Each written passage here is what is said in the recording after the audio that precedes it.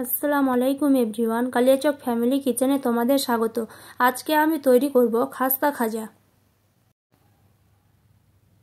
তার জন্য প্রথমে নিয়ে নিলাম 1 বাটি ময়দা, পরিমাণ মতো লবণ, কালো জিরে ও 1 চামচ ঘি দিয়ে মেখে একটু একটু জল দিয়ে ভালোভাবে মেখে ডো বানিয়ে নিলাম। ডোয়ের ওপর ঘি মাখিয়ে 10 মিনিট ঢাকা দিয়ে রেস্টে রেখে দিলাম।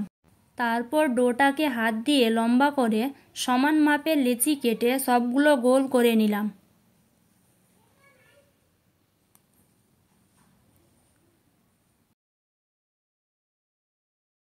তারপর গোল করে রাখা লেচি একটা একটা করে সবগুলো রুটির শেপে বেলে নিলাম।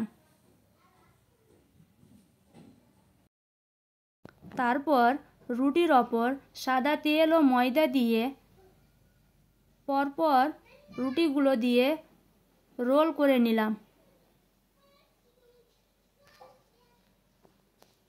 তারপর রোলটাকে চাকু দিয়ে সমান মাপের সবগুলো কেটে নিলাম।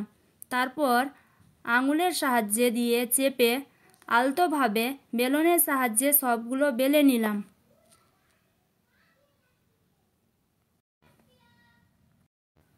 তারপর প্যানে তেল দিলাম।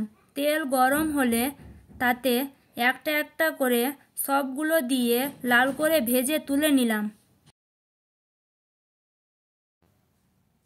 তারপর প্যানে পরিমাণ মতো জল, এলাচ ও চিনি দিয়ে ভালোভাবে ফুটিয়ে আঠালো করে শিরা বানিয়ে নিলাম।